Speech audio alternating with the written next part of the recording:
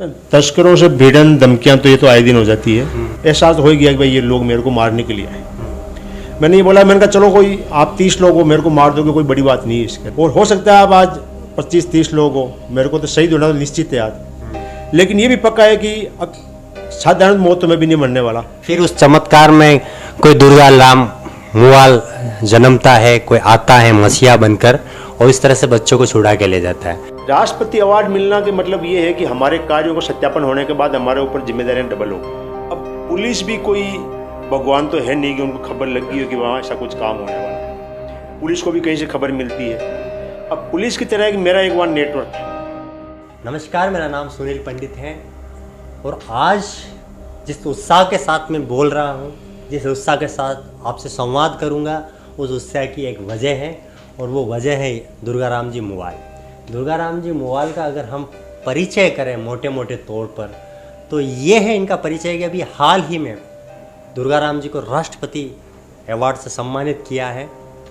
और दूसरी खास बात यह है कि सर जो है शिक्षक होने के अलावा एक ऐसे विषय पर काम कर रहे हैं जिस पर अमूमन आम शिक्षक का ध्यान जाता ही नहीं है। सर जहाँ पढ़ाते हैं वो आदिवासी अंचल है, आदिवासी क्षेत्र है और वहाँ से तस्करी के लिए जो बच्चे हैं वो गुजरात के लिए ले जाए जाते हैं और वहीं से दुर्गा राम जी मुवाल सर की शुरुआत होती है, जिनकी वजह से सर को पुरस्कार मिला है। मैं भूमिका इसलिए नहीं बांधना चाहता हूँ कि मैं सारी जो बातें हैं मैं सर के मुखारविंद से सुनना चाहता हूँ, मैं इनसे जानना चाहता हूँ कि हुआ क्या था। तो सर, मैं सबसे पहले तो आपका स्वागत करूँगा द उदयपुर अपडेट्स के इस मंच पर कि आप यहाँ पधारे और आपने समय दिया। जी धन्यवाद सर।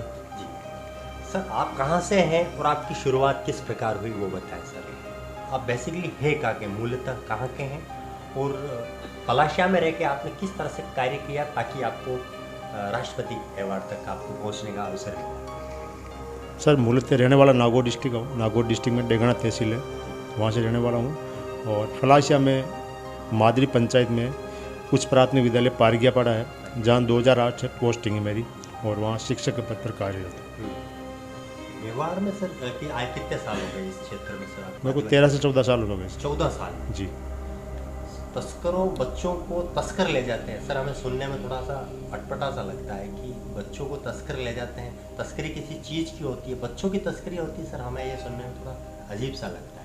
देखिए सर, इस बेल्ट में एक तो बाल मजदूरी और बाल तस्करी दोनों चीज़ें पैरेलल चलती है। बाल मजदूरी में जिन बच्चों को ले जाया जाता है, जब बच्चा काफ़ी समय बाल मजदूरी रहता है, वापस वो घर नहीं आना चाहता है या घर पर नहीं आ पाता है, तो वहाँ एक तस्कर गिरोह, एक जो बहुत बड़ा गिरोह है वो सक्रिय रहता है। वो ऐसे बच्चों को वहाँ से रात्रि में उठा के ले जाता है या चंद पैसे घर वालों को दे के वहीं से बच्चे को गायब कर दिया जाता है। उस बच्चे के साथ क्या घटनाएं होती है उसका कुछ अंदाज़ा नहीं लगा सकते। क्या हो सकता है उन बच्चों के ऑर्गन निकाल के बेच दिए जाते हो, लड़कियों की कहीं ज़बरदस्ती शादी कर दी जाती हो, कहीं बाहर बच्चों को बेच दिया जाता हो, लड़कियों से कोई गलत धंधा करवाया जाता हो। इस तरह का एक गिरोह सक्रिय होता है जिसका अंदाज़ा इन बच्चों के माता पिताओं को नहीं होता। और ये जो गिरोह है ये दिनों दिन बड़े लेवल पर पनप रहा है। सर, ये गिरोह अमूमन सक्रिय होने की वजह क्या होती है? किस तरह से ये गिरोह सक्रिय हुई, क्या वजह? आदिवासी अंचल में ही ये गिरोह सक्रिय रहते हैं या फिर अमूमन इस तरह के गिरोह हर जगह पाए जाते हैं? देखो, आदिवासी क्षेत्र में ज़्यादा सक्रिय रहने का मेन कारण क्या है, तो यहाँ के जो लोगों में एजुकेशन के प्रति इतनी जागरूकता नहीं है और बच्चों के जो अधिकारों के जो हनन हो रहा है, उन अधिकारों, बच्चों के क्या क्या अधिकार है, उन अधिकारों के बारे में माता पिता को पता नहीं होता। कुछ यहाँ की परिस्थितियाँ ऐसी होती हैं, यहाँ की भौगोलिक परिस्थिति ऐसी है कि माता पिता के पास रोज़गार के साधन कम है, खेती बाड़ी है वो बहुत लिमिट की है, अपनी आम ज़रूरतें जो व्यक्ति पूरी नहीं कर पाता है तो फिर वो अपने बच्चों को ऐसे धंधों में धकेलता है ताकि उनकी जो रोज़मर्रा की चीज़ें हैं उनकी पूर्ति हो सके। लेकिन जब सरकार ये चीज़ें आपको पढ़ाई फ्री करवा रही है, आपको राशन फ्री मिल रही है, एजुकेशन फ्री मिल रही है और भी कई फैसिलिटी मिल रही है, अगर किसी बच्चे के माता पिता नहीं है तो उसको पालना योजना का लाभ मिलता है, नरेगा में काम मिलता है, लेकिन इन लोगों की इतनी वो यथा आवश्यकता भी नहीं है कि बच्चों को इतनी मजबूरी है कि वो जाके मजदूरी करे। कुछ तो ये है कि माता कुछ की मजबूरी, लेकिन मजबूरी वाले तो वो 1-2% होते हैं, बाकी कुछ जो यहाँ के माता पिता है कुछ ये शराब के नशे में रहते हैं। ज़्यादा यहाँ शराब पीने के आदी होने के कारण खुद कमाई करते नहीं है, तो अपने नन्हे मुन्ने बच्चों को बाहर भेज देते हैं। और वो बच्चा भी महीने में कितना कमा पाता होगा, 1500 से 2000 रुपये एक महीने कमाता है, जिससे वो पैसा भी वो बच्चा ला के देगा तो उसका भी वो माता पिता गलत ही यूज करेंगे, अच्छी तरह उसका यूज नहीं हो पाएगा। सर, आपकी ये शुरुआत बच्चों तस्करों से, हमने तो यहाँ तक सुना है कि सर आपकी एक बार तस्करों से भिड़ंत भी हो गई, तो वो क्या सीन था सर? तस्करों से भिड़ंत धमकियाँ तो ये तो आए दिन हो जाती है। जो आप एक बता रहे हो वो एक छोटा सा वाक्य है जो मैंने कहीं बताया था। उसमें ऐसा था कि आज से 5 या 6 साल पहले नाइट में कोई गाड़ी, क्योंकि ये काम ज़्यादातर रात्रि के समय होते हैं, तो रात्रि के समय जो हमारी टीम ऐसी कोई खबर मिलती है कि भाई वहाँ से गाड़ी भर के जाने वाली है, जो मेरी स्लीपिंग सेल होती है या हमारी जो टीम है वो रात में वो पता चलती है, एक्टिव हो जाती है कि यार यहाँ मैटर ये होने वाला है। उस टीम के द्वारा मेरे पास वो संदेश भेजा जाता है कि भाई सर आज ये घटनाएं होने वाली। फिर हमारी पूरी टीम सक्रिय होती है कि उन बच्चों को मजदूरी के लिए या तस्करी के लिए नहीं जाने दिया जाए, रोकना हमारा मेन काम होता है। लेकिन उस ले जाने वाले गिरोह को अगर भनक लग जाए कि हम लोग रोक रहे हैं या हमारी टीम रोक रही है, तो टीम को उससे खतरा होता है। और हमारा एक काम होता है कि अगर या तो पहले तो उन बच्चों को, माता पिता को जागरूक कर दे भाई ऐसा काम मत करना। अगर फिर भी वो कोई ले जाने वाला ले जा रहा है तो हमारी टीम सक्रिय होती है उसको ऑन द स्पॉट रोक के बच्चों को फ्री करवाना। क्योंकि हम पहले जाएंगे अगर रोकने के लिए तो वो टीम झूठ भी बोल जाएगी। जो लेने वाला गिरोह है वो झूठ बोल सकता है भाई हम तो मिलने आए, हमारे पास क्या एविडेंस है वो बच्चों को उठा के ले जा रहा था। तो एक बार मेरे पास रात्रि में कॉल आता है, शाम को वो टीम मेरे साथ 5 बजे से कांटेक्ट में थी, कहा सर आज ऐसी कुछ हलचल हो रही है, हो सकता है शाम को ऐसी कुछ घटनाएं हो। वो टीम पूरी रात मेरे से जुड़े रही। फिर नाइट में 2 बजे फ़ोन आता है कि सर एक गाड़ी भर के रवाना हो चुकी है। तो उस गाड़ी का मैंने पीछा किया, गाड़ी स्पीड में थी, कम से कम 25 से 30 किलोमीटर नाइट में 2 बजे मैंने अकेले ही उस गाड़ी का पीछा किया। गाड़ी का पीछा, गाड़ी रुक नहीं रही थी, मैंने मेरी गाड़ी आगे लगा के उस गाड़ी के सामने खड़ी कर दी। तो वो ड्राइवर ने सोचा कि कोई पुलिस वाला है या कोई अलग व्यक्ति होगा, क्योंकि वो मेरे को जानते नहीं थे। और ऐसे काम होता है, थोड़ा गेटअप चेंज रखना पड़ता है ताकि आम मतलब हर कोई व्यक्ति पहचान नहीं पाए। जैसे मैंने उस गाड़ी आगे लगाई, उस गाड़ी के वो जो ड्राइवर और जो एजेंट थे बच्चों को ले जाने वाले, वो दोनों उतर के भाग गए। तब तक जो मेरी टीम थी उस टीम को मैंने बुला लिया। मैंने कहा आइए भाई ये बच्चे कहाँ के हैं, इन बच्चों को इनके घर भेजते। आप ताज्जुब करेंगे उस दिन उस गाड़ी के अंदर 45 से 50 बच्चे थे। जो 15 से 18 सीटर गाड़ी होती है उसमें 45-50 बच्चे थे। हमने उन बच्चों को वापस घर पहुंचाया जहाँ के बच्चे रहने वाले थे। वो आसपास की 1-2 ग्राम पंचायतों के बच्चे थे, वापस उन बच्चों को घर पहुंचाए। तब तक जो एजेंट और वो ड्राइवर थे वो आसपास के गांव के अंदर जाकर लोगों को ज़बरदस्ती झूठ बोल के, पता नहीं क्या उन्होंने ऐसा बोला कि हमारे को किसी ने घेर लिया या कोई पुलिस वाला आया, बच्चों से ज़बरदस्ती हमारी गाड़ी रुकवा दी है। तो 25 से 30 लोग नाइट में रात को 2 बजे आके चारों तरफ से मेरे को घेर। स्थानीय लोग थे, वो ज़्यादातर ड्रिंक किए थे उनके अंदर। आके उन्होंने घेरा। मैंने कहा भाई क्या मैटर है, तो एहसास हो गया कि भाई ये लोग मेरे को मारने के लिए आए। मैंने ये बोला, मैंने कहा चलो कोई आप 30 लोग हो मेरे को मार दोगे, कोई बड़ी बात नहीं है इसके अंदर, लेकिन जो मैं काम कर रहा हूँ वो काम मेरे मरने से रुकेगा नहीं। हो सकता है कोई दूसरा बंदा ये काम करेगा, लेकिन आप लोगों को ये काम करना रोकना पड़ेगा, ये तो पक्का है। और हो सकता है आप आज 25-30 लोग हो, मेरे को तो शहीद होना तो निश्चित है आज, लेकिन ये भी पक्का है कि साधारण मौत तो मैं भी नहीं मरने वाला। 8-10 तो आप में से भी आज दुनिया से जा सकते हैं। तो पहले सोच लीजिए आप, मैं तो अकेला जाऊंगा लेकिन आप लोग 8-10 जाओगे, नुकसान ज़्यादा किसको होने वाला है। तब उन लोगों में क्या होता है कि कुछ कम लोग ड्रिंक करके, थोड़ी बहुत उनको होश टाइप में था, तो उन लोगों को उन्होंने कोई तो मेरे को जान मतलब यूँ दूर से उनको पता था यार ऐसा कोई बंदा है। फिर उन दिमाग में आया क्या सर आप वो तो नहीं हो। मैंने कहा क्या, हाँ अरे साहब गलती हो गई। मैंने कहा गलती वाली बात नहीं है, आप लोग जिस प्लानिंग से आए हो ना, अपना मकसद पूरा कर लेना। मैं मेरे मकसद से पीछे नहीं हटने वाला। कल मैं ये भी नहीं सुनना चाहता कि साहब हमने आपको अकेला दे के छोड़ दिया। मैंने कहा जो इच्छा वो आज कर सकते हो, मेरा तो ये मिशन ऐसे ही चलता रहेगा। तब उन लोगों को ऐसा लगा कि यार ये डरने वाला तो नहीं है। फिर उन लोगों ने कहा साहब ठीक है साहब, कुछ ही नहीं बोला, वो अपना आप चलते बने और मैं अपने ऑफिस घर आ गया। ये मेरे साथ घटना हुई। ये बच्चे जाते कहाँ से सर, हम जानना चाहते हैं। बच्चे हमारे क्षेत्र के बच्चे जाते कहाँ से, कहाँ जाते हैं, गुजरात या फिर बच्चे जाते हैं इसी ट्राइबल बेल्ट से है। भेजने वाले इनके अपने होते हैं, ले जाने वाले इनके अपने होते हैं। और इनको ले जाया जाता है, जैसे नज़दीक स्टेट गुजरात हो गया, कई बार आंध्र प्रदेश बच्चों को ले जाया जाता है, महाराष्ट्र के अंदर, और राजस्थान के कई ऐसे डिस्ट्रिक्ट वगैरह है। एक ये बीटी कपास का मसला क्या है, जो हम कई बार ज़्यादा सुनने में आता है कि बीटी कपास को लेकर गुजरात में उसके बहाने बच्चों की तस्करी होती है। बीटी कपास का ये क्या फॉर्मूला होता है? ये अपने नज़दीकी जो स्टेट गुजरात है वहाँ है क्या है कि अगस्त सितंबर के अंदर बच्चों को ज़्यादा ले जाया जाता है बीटी कपास। बीटी कपास में क्या होता है, कपास पकती है तो उसकी एक डोडी होती है, उसको कट लगा के उसको बांधना होता है। उस टाइम वहाँ वो लेबर की बहुत बड़ी डिमांड होती है, बहुत ज़्यादा लेबर चाहिए होती है। और फिर वहाँ जो ठेकेदार होते हैं वो चाहते हैं कि यार हमारे को कम पैसे में लेबर मिले, हमारा को ज़्यादा मुनाफा हो। और बच्चे क्या करते हैं कि जो काम कर बच्चों को दिया जाता है तो बच्चे उसको पूरी लगन से करते हैं, बच्चे कोई काम में ऑब्जेक्शन नहीं उठाते। और एक बच्चा होता है वो 15 से 18 घंटे तक बिना किसी रुकावट के काम कर सकता है। अगर बड़ी लेबर वहाँ जाएगी तो बड़ी लेबर का नखरे भी अलग होंगे, डिमांड अलग होगी, टाइमिंग अलग रहेगा, बड़ी लेबर की सैलरी भी ज़्यादा देनी पड़ती है। बच्चों को वहाँ 150 से 200 रुपये पूरे दिन के दिए जाते हैं, 15 से 18 घंटे काम करवाया जाता है। बच्चे कोई ऑब्जेक्शन नहीं करते, कोई ठेकेदार के साथ कोई वाद विवाद नहीं करते, चुपचाप काम करते रहते। अगर बच्चों के साथ कोई घटना दुर्घटना तो ठेकेदार उसको बच्चों को घर रवाना कर देंगे तो बच्चा कोई ऑब्जेक्शन नहीं करेगा। इस कारण ज़्यादा बच्चों को वहाँ ले जाया जाता है और सबसे सस्ती लेबर मिल जाती है बच्चों को। 150-200 रुपये 200 रुपये तो उनको हाईएस्ट मिलते हैं। अच्छा। जिसमें कुछ एजेंट का कमीशन हो जाता है, कुछ बच्चा वहाँ रहेगा तो उसे खर्चा पानी हो जाएगा।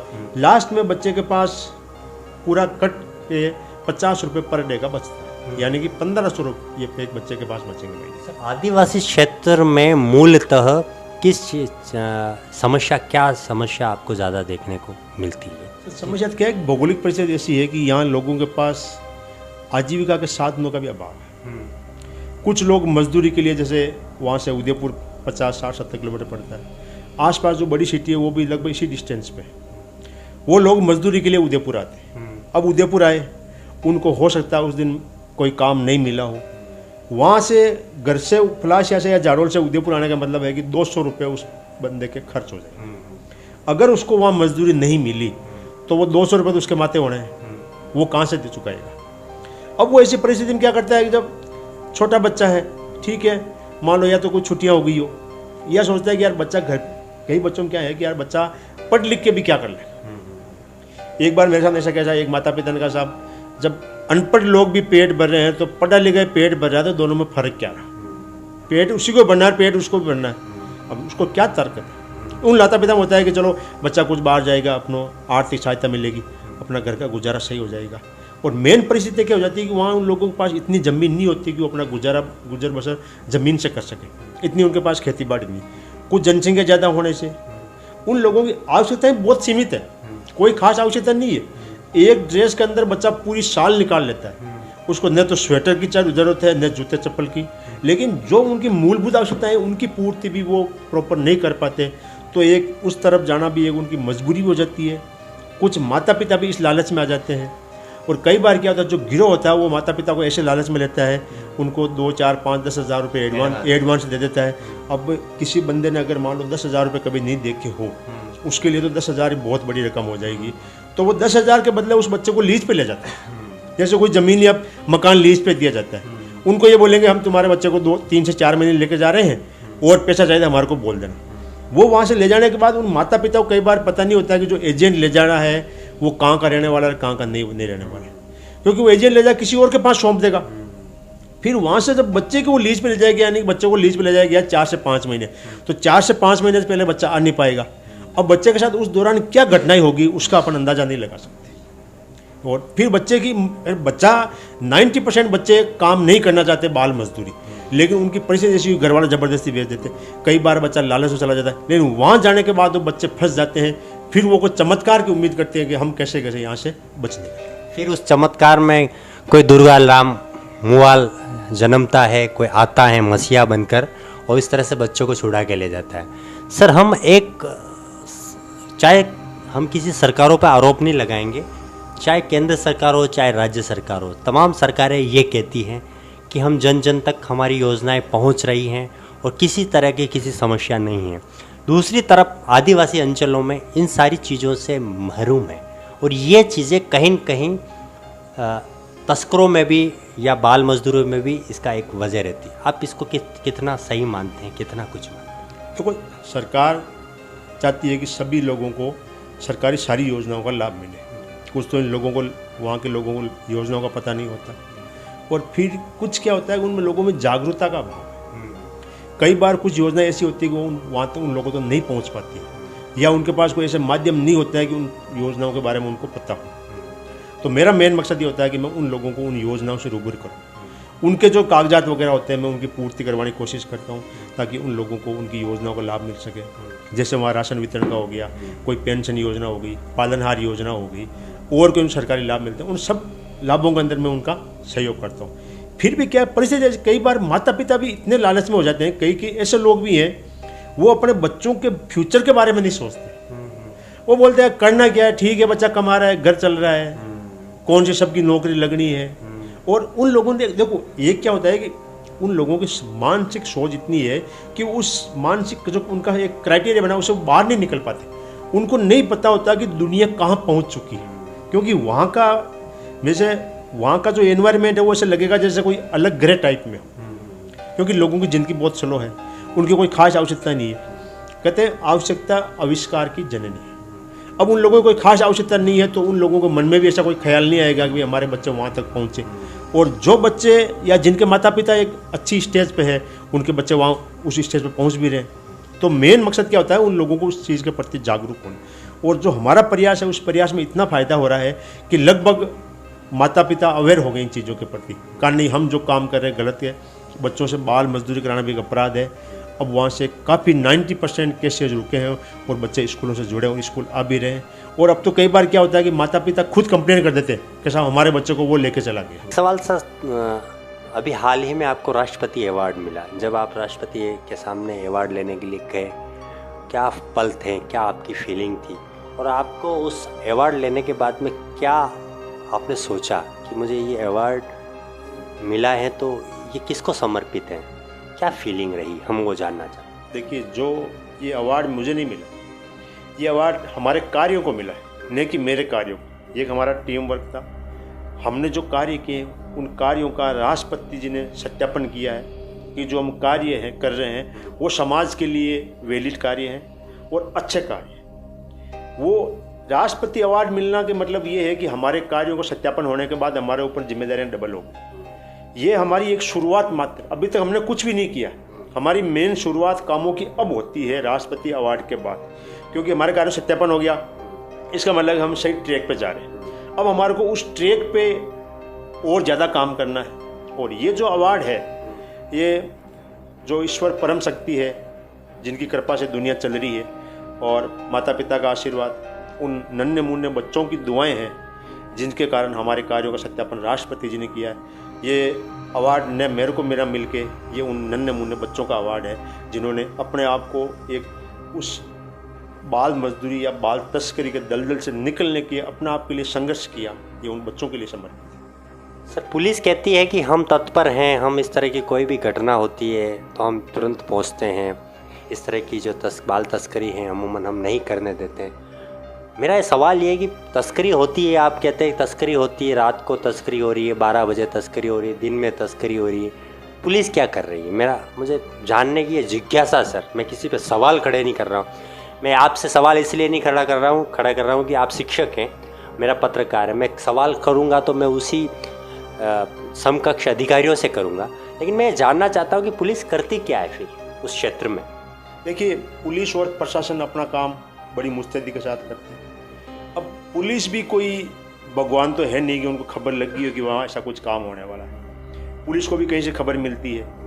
अब पुलिस की तरह मेरा एक वहाँ नेटवर्क है जो मेरे को ऐसी खबर उपलब्ध करवाता है, और पुलिस को भी पुलिस का नेटवर्क खबर उपलब्ध कर। यह तो नहीं कि पुलिस के पास कोई सीसीटीवी लग रहा है हर गांव का, हर पंचायत का, वहाँ सर पुलिस भी तो ऐसे नेटवर्क डेवलप कर सकती है ना उस क्षेत्र में। आप भी तो आपने जाके वहाँ किए, जबकि आप तो वहाँ के निवासी हैं नहीं। तो इस तरह से पुलिस को भी तो अपने टीम खड़ी करनी चाहिए, अपने जो सोर्सेज हैं वो बढ़ाने चाहिए ना। पुलिस के सोर्सेज ही बढ़े हुए हैं, पुलिस की टीम भी वहाँ काम करती है। जब हमारे को सहायता जरूरत होती है तो पुलिस हमारे को सहायता उपलब्ध करवाती है। लेकिन कुछ क्षेत्र ऐसे आ जाते हैं जहाँ वो खबर कई बार पुलिस वालों के पास नहीं पहुँच पाती। तो अब हमारी जो टीम है वो इसी एक पर्टिकुलर चीज़ पे काम कर रही है। अगर कोई बंदा एक चीज़ पे काम करेगा तो उस पर वो ज़्यादा पारंगत हो जाएगा। और हमारा मकसद होता है कि जो काम हम कर सकते हैं उसके लिए हम क्यों प्रशासन को परेशान करना, क्योंकि प्रशासन या पुलिस कोई अलग तो है नहीं, वो भी एक समाज का हिस्सा, देश का हिस्सा है। तो क्यों न जो काम हम कर सकते हैं वो काम हम करके हम प्रशासन का या पुलिस का सहयोग करें। और हमारी जो टीम एक मिलकर काम करती है वो एज ए पुलिस की तरह काम करती है। और पुलिस का हमारा को इतना कोऑपरेशन मिलता है, जब भी हमने पुलिस को फ़ोन किया है, चाहे वो अधिकारी रैंक को हो, चाहे नीचे चौकी पुलिस चौकी पे हो, चाहे थाने पे हो, पुलिस हमारे तत्पर मिली है। और जिस जगह हम रहते हैं या मैं जहाँ रह रहा हूँ वहाँ अभी वर्तमान में थाना बना है, पहले वहाँ पुलिस चौकी थी जहाँ मात्र 2 का स्टाफ होता था। 2 का स्टाफ 15 पंचायतों को संभालने में थोड़ा मुश्किल होती थी संभालने के अंदर, तो वहाँ हम ये काम करते थे ताकि हम एक मतलब इसमें पुलिस का हमारा कोई रोल पुलिस के प्रति नहीं, हम एक समाज के लिए काम करते हैं। और अब जब से वहाँ थाना बना है तो थोड़ा अंकुश भी लगा है, कुछ हमारे प्रयासों से लोगों में जागरूकता आई है। और आज अगर उस इलाके में देखें तो 90% केसेस ये बाल तस्करी बाल मजदूरी के रुके भी है। और अपन पुलिस पे सवाल नहीं खड़ा करते क्योंकि पुलिस अपना काम मुस्तैदी क्योंकि अगर उस इलाके में पुलिस नहीं होती तो ये कानून व्यवस्था बनाई नहीं रह सकती। और आज वहाँ जो कानून व्यवस्था बनी है पुलिस के बल पे ही बनी हुई है। हमारा तो एक काम होता है कि हम पुलिस को सपोर्ट करें, आम नागरिक होने के नाते, एक इंसान होने के नाते हमारा कर्तव्य है जो हमारी ड्यूटी निभा रहे हैं। अच्छा, आप शिक्षा के क्षेत्र में शिक्षक होते हुए इस तस्करी के इस पूरे नेटवर्क को कैसे मैनेज करते हैं? वो किस तरह से आपकी दिन भर पढ़ाई, फिर दिन को भी ऐसे कैसे जाते होंगे कि गुरुदेव वहाँ ये ऐसा हो गया, तो मैनेज कैसे करते हैं? किस तरह से आपका मैनेजमेंट है? सर, एक शिक्षक की ड्यूटी 6 से 7 घंटे की होती है। एक शिक्षक समाज का ऐसा व्यक्ति होता है जो पूरी सोसाइटी के बीच में रहकर सोसाइटी की सारी समस्याओं का हल निकालने की, हल ढूंढने की कोशिश कर सकता है। मेरा काम स्कूल में पढ़ाने का होता है 6 से 7 घंटे। जब स्कूल में मेरा टाइम होता है 6 से 7 घंटे, उस टाइम में कोई भी ऐसा काम नहीं करता। मेरा मुख्य फोकस सिर्फ बच्चे और स्कूल होता है।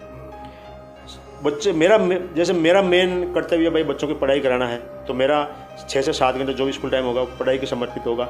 उस टाइम गांव वालों को भी पता है कि मैं ऐसा कोई काम करूंगा भी नहीं जो स्कूल से बाहर जाके मेरे को करना पड़े। तो कई बार ऐसा कोई कैसे आते हैं, गाँव वाले वेट करते हैं। और जो बाल मजदूरी बाल तस्करी कैसे होते हैं, ये ज़्यादातर केसेस रात्रि में होते हैं। दिन में ऐसे केसेस नहीं होगी, दिन में तो कोई लोग देख लेंगे जाते हुए, तो नाइट में होते हैं। तो फिर नाइट मेरे पास फ्री होती है। 7 घंटे की स्कूल ड्यूटी के बाद मेरे पास लगभग 25 घंटे की तक बस 24-25 घंटे बचते हैं। उन घंटों में मैं ये काम बाकी करता रहता हूँ, भाई बाल मजदूरी को रोकना, तस्करी रोकना, समाज के प्रति कोई जागरूकता लाना और ये सब। और ज़्यादातर और जैसे स्कूल में जिस दिन छुट्टी हो गई उस दिन मेरा काम होता है आसपास की पंचायतों में जाना, ऐसे कोई केसेस ढूंढना, हाल ही में हो गया हो, हमारे पास उसकी न्यूज़ नहीं आई हो, फिर हमारी टीम उसमें लगती है, बच्चों को फ्री करवाए। तो वो खबर जब पत्रकारों के पास मिली तो किसी मीडिया में या प्लेटफॉर्म पर, आप नाम बोलो, नाम भी ले सकता हूँ नहीं चाहो तो, उस मीडिया के थ्रू ये उन्होंने मेरी रेकी की। काफ़ी 1-2 बार पूछा कि यार ऐसा काम कोई टीचर भी कर सकता है, क्योंकि ये काम ज़्यादातर पुलिस का है, आम नागरिकों का काम कम होता है। उन्होंने पूछताछ की भाई ये टीचर कौन है, कहाँ का, क्या क्या काम करता है, ये सारी न्यूज़ आ गई। उन्होंने पूरी कलेक्शन करके फिर मेरे को उन्होंने कॉल किया कि सर हम ऐसे बोल रहे हैं, एक आज आपने एफआईआर दर्ज करवाई, उसके सिलसिले में आपसे बात करना चाहते हैं, तो एक आपको फोटोग्राफ दीजिए और कहाँ के रहने वाला अपना एड्रेस बता दीजिए। मैं बता दिया। दूसरे दिन वो मतलब मानव प्रतिष्ठित अखबार के अंदर मेन देख लीजिए आप, मतलब 3rd या 5 नंबर पेज पे आई। ऑल राजस्थान में वो न्यूज़ पेपर थी उस टाइम। वो न्यूज़ भी इतनी बड़ी थी कि मेरे को खुद को नहीं पता था। हमारे वहाँ अखबार कितने साल पुरानी? अभी 2020 1 दिसंबर 2020 की बात। आनंद चौधरी राजस्थान पत्रिका में न्यूज़ छपी थी। अच्छा, राजस्थान पत्रिका में भी आपको कटिंग दिखाऊंगा उसकी। हमारे अखबार आता है वो दोपहर तक पहुँचता है, तो हम दोपहर अखबार मिलता है। तो मेरे पास उदयपुर में जो कोई स्टाफ वाले मित्र थे, उनका कॉल आया कि यार आज आपका कोई न्यूज़ में कुछ न्यूज़ छपी है। मैंने कहा जैसे मेरी कोई न्यूज़ है ही नहीं, कहा नहीं आपकी बड़ी न्यूज़ छपी। जब उन्होंने व्हाट्सएप किया देखा, मैंने कहा यार इतनी बड़ी, और फिर मैंने उनको पढ़ा तो मेरे को भी नहीं पता था कि ये काम मैंने कर रखे हैं क्या, क्योंकि मैं कभी इन चीज़ों को दिखाता नहीं था किसी को। और जो काम मैंने आज किया उसको मैं आज भूल जाता था, उसको मैं आगे कैरी नहीं करता था, क्योंकि हमारे पास डेली नया टास्क आता है। पुराने को डिलीट किया, नया काम शुरू करो, क्योंकि मेमोरी फुल हो जाती, क्योंकि पुराने को याद रखे हम करें क्या। हमारे को कोई शो पीस तो करना नहीं था, न किसी को बताना था। जो हमने आज काम किया उस काम को आज ही भूल गए, क्योंकि हमारे को डेली नया टास्क मिलता था, हमारा नेक्स्ट डे अगला काम शुरू। फिर वो जब काम आया तब मैंने वो रिकॉर्ड किया, मैंने कहा हाँ यार ये भी अपन ने करेगा, ये भी अपन ने करेगा। फिर वो जब न्यूज़ आई तो एजुकेशन डिपार्टमेंट हलचल मच गई। हमारे यहाँ उदयपुर जॉइंट डायरेक्टर शिवजी गौड़, उन्होंने मेरे को बुलाया, यार एक टीचर होकर इतना काम किया थे, बड़ा गर्व का विषय। मैंने कहा सर ऐसा कुछ नहीं है, मेरे दिन दोनों लुटने का नहीं, बहुत बड़ा। उसके बाद ये मीडिया मैंने कहा सर मेरे को ज़्यादा हाईलाइट मत हो रहा, क्यों। मैंने कहा सर मैं एक शांत तरीके से काम करना चाहता हूँ। हाईलाइट होने के बाद फिर क्या है कि लोग सोचेंगे कि एक खुद पब्लिसिटी चाहता होगा और अपने को पब्लिसिटी पसंद नहीं है, अपने को चुपचाप काम करना। नहीं, आप पब्लिसिटी के लिए आप जो काम कर रहे हो वो एक समाज के लिए मैसेज, एक अपने एजुकेशन डिपार्टमेंट में मैसेज है कि टीचर चाहे तो अपनी ड्यूटी के अलावा कितना कुछ काम चाहे तो कुछ भी कर, चाहे तो इच्छा शक्ति होनी चाहिए, चाहे तो कुछ भी कर सकता है। और जो आपने काम किया वो एजुकेशन से तो पता नहीं कितना बियॉन्ड ऑफ बॉक्स जाकर काम किया। उसके बाद ये काम लोगों को नजरों में आने लगा, फिर ये काम मीडिया में गया तो जो देश का प्रतिष्ठित अखबार है उन अखबार वालों ने मेरा इंटरव्यू लिए और आपको ताजुब होगा सर, वो अखबार का एक पूरा पृष्ठ भर के आया था। तो मेरे को खुद को ताजुब हुआ कि यार इतना बड़ा पृष्ठ वो भी मेरी स्टोरी से भर सकता है कि अंग्रेजी अखबार के अंदर, जो इंडिया में कम और फॉरेन में ज़्यादा जाता है अखबार। उसके बाद धीरे धीरे मामला हाईलाइट हुआ। फिर यहाँ के जो एजुकेशन ऑफिसर थे उन्होंने मेरे को बोला कि आप एक नेशनल अवार्ड होता है उसके लिए आपको अप्लाई करना चाहिए। उस टाइम मेरे 2020 तक पता भी नहीं था कि एजुकेशन डिपार्टमेंट में या एजुकेशन शिक्षकों को लिए कौन कौन से अवार्ड होते हैं। तो उन्होंने मेरे से अप्लाई कराया, अप्लाई करके ये नेशनल लेवल पर गया। मैं पिछली बार भी नेशनल नॉमिनेट हुआ था, लेकिन मैं मेरे कामों को प्रेजेंट नहीं कर पाया था क्योंकि मेरे पास कोई एक दिखाने के लिए कुछ नहीं है, क्योंकि मेरे पास दिखाने के लिए कुछ नहीं था। किया बहुत कुछ था लेकिन दिखाया कुछ भी नहीं। न मेरे पास दिखाने वाला कुछ एविडेंस मेरे पास कागजात मांगते मेरे पास भाई, मेरे पास उसके एविडेंस कुछ नहीं थे क्योंकि न मेरे पास कोई फोटोग्राफ थे, न मेरे पास कोई उसकी स्क्रिप्ट लिखी हुई थी। फिर जब डिपार्टमेंट, आपको भी ये नहीं पता था ये काम आएंगे, ये हमारे को जरूरत नहीं था, हमारे को पता है हमारे कुछ काम लेना ही नहीं है ना उनको। ये तो नहीं कि हमारे को कोई शो करना था उनको, चलता रहा काम। फिर जब उन्होंने डिपार्टमेंट ने बोला कि आप एक बार इनको पता तो कीजिए आपने क्या किया क्या, तो मैं बताऊँ आपको, मेरे को 2 से 3 महीने लगे वो पूरा कलेक्शन करने में। जो हमारी इन्फॉर्मर टीम थी उसको कॉल किया, मेरे को साथी थे जो हम इन लोगों को, मैंने कोई काम किया उनके पास कोई फोटोग्राफ, क्योंकि बताऊँ मेरे पास मेरा एक सिंगल फोटोग्राफ भी मेरे फ़ोन में नहीं मिलेगा आपको, क्योंकि मेरे को फोटो का बहुत कम शौक है और मैं फ़ोटो खींचूँ या मेरा काम करूँ। कोई साथ वाला होता है तो उसी के फ़ोन में रहती है। मैंने कभी ये फ़ोन नहीं दिया भाई मेरा मोबाइल ले और मेरी फ़ोटो क्लिक कर, तो वो कलेक्शन किया। खींच मेरी फोटो वाला शौक आपको नहीं रहा है, वो शौक नहीं रहा है, काम वाला शौक रहा है। तो फिर वो मैंने साथियों से कलेक्शन किया। कलेक्शन करने के बाद जब मेरे को बीकानेर बुलाया गया तो बीकानेर वालों ने बोला कि आपकी जो फाइल वगैरह है वो लेके आना सारी। मैंने कहा मेरे पास फाइल वाइल तो कुछ नहीं, कहा जो भी आपके कागजात लेके आना। तो मैं भी जो मेरे पास कोई अखबार में न्यूज़ थी, कोई पेपर वगैरह और कुछ था, फोटो वगैरह, वो सारे बैग में डाले, वहाँ ले गया। मैंने वहाँ ले जाकर कहा फाइल, मैंने कहा फाइल लिए, मैंने उसको यहाँ बिखेरा था, पूरी टेबल भर दी थी। फिर वहाँ के स्टाफ ने उनको एक मतलब यूँ क्रम वाइज सेट किया कि कौन सा कागज़ कहाँ लगेगा। उन्होंने खुद ने फाइल मेंटेन की, खुद पीपीटी उन्होंने मेंटेन की। फिर मेरा प्रेजेंटेशन हुआ।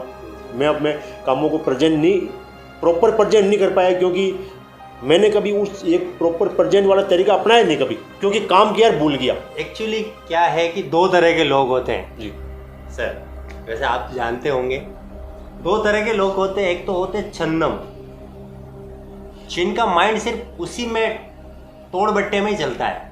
एक होता है काम करने वाला, उसको पता है कि मुझे काम ही करना है। तो जो काम करने वाला बंदा होता है उसका दिमाग कभी इन जगहों पे डेवलप ही नहीं हो पाता है। ये हकीकत जीवन। हमें भी कहीं न कहीं ऐसा लगता है आपके जीवन में कि जो साधारणता है वो आपके जीवन में मैं तो 2-3 घंटे से आपके साथ में हूँ, छन्नमता कहीं नजर नहीं आई, नेचुरलिटी। तो वो हमारी कोई प्लानिंग नहीं होती थी। जब प्लानिंग होती है ना वो चीज़ अपने माइंड में सेट हो जाती है, याद रहती है कि हमने ये क्या क्या किया। हमारे साथ तो सीन फिल्म मतलब कोई चीज़ आती रही, हम उसको करते गए, वो चीज़ पीछे भूलते गए। हमारे को रिकॉल करना पड़ा कि हमने उस दिन हमारे कौन कौन साथ में था, क्या काम किया था, क्योंकि हमारे को डेली इतने टास्क मिलते थे कि हम उन पुरानी चीज़ों को भूल जाते। चैलेंजेस भी इतने आते थे। फिर उनका रिकॉल किया, टीम से पता किया, तब पता चला कि हमने ये काम भी किए हैं और वहाँ अपने को ये टास्क मिला था। फिर उनको एक फ्लो बनाया गया। फिर मेरे को वापस नेशनल अवार्ड के लिए बुलाया। शायद मैं शायद कोई बहुत कम बंदे होते हैं जिनको दोबारा नेशनल अवार्ड के लिए नॉमिनेट किया जाता है। तो मेरे को दोबारा बुलाया गया। दोबारा मैंने फॉर्म नहीं भरा था। हमारा जो एक अधिकारी है नरेंद्र जी टाक है अपने SCDO सर उदयपुर के, उन्होंने दोबारा लास्ट डेट वाले दिन फ़ोन आया कि आपने अप्लाई किया। मैंने कहा सर नहीं किया। कहा नहीं आपको अप्लाई करना चाहिए। मैंने कहा सर क्या है अवार्ड लेना? कहा नहीं अवार्ड आपको नहीं, अवार्ड एक जनता के मान सामने मैसेज जाएगा। तो मैंने लास्ट डेट को अप्लाई किया। मेरी फाइल वापस सेलेक्ट होती है क्योंकि वो मेरे को तो नहीं पता, लेकिन उन्होंने बताया कि आपके काम इतने बियॉन्ड ऑफ बॉक्स है कि बाकी काम सारे फीके हो जाते हैं, बाकी सब लोगों का काम आपके काम के आगे फीका है। फिर वापस मेरे को प्रेजेंट किया गया, फिर वापस बीकानेर बुलाया गया। वहाँ आज भी हमारे न्यूज़पेपर का जो समारोह था विशिष्ट अवार्ड 2.0, उसमें पहला नंबर आपका था। उसकी वजह यह थी कि आपके कामों के सामने सारे दूसरे काम फीके। देखो सर, ये तो आपका बड़प्पन है। मैं तो कभी नहीं बोलता कि मैंने बहुत बड़े काम किए हैं। ये मेरा डेली का रूटीन है। नॉर्मल मेरे लिए एक आम जो चीज़ें होती है, आम रूटीन होता है, उस रूटीन का टाइप का काम शामिल है। ये तो आप लोगों का बड़प्पन है कि मेरे कामों का आप इतनी तवज्जो दे रहे हो। इसमें आपका बहुत बहुत धन्यवाद कि मेरे कामों का आपने इतनी तवज्जो दी। बाकी मेरे लिए सिंपल काम है सर। ये थे दुर्गाराम जी मुवाल साहब, जिनको भी हाल ही में राष्ट्रपति से पुरस्कार मिला है। और द उदयपुर अपडेट्स में आज हम काफ़ी गौरवान्वित महसूस कर रहे हैं कि ऐसी शख्सियत उदयपुर अपडेट्स के दफ्तर में आई हैं, और साथ ही इनके विज़न से, इनके जो आगामी जो लक्ष्य हैं उनसे हम मुखातिब हुए, थोड़ा जानने को हम भी उत्साहित थे। तो बोले सर बहुत बहुत धन्यवाद सर, आपका शुक्रिया, धन्यवाद। जय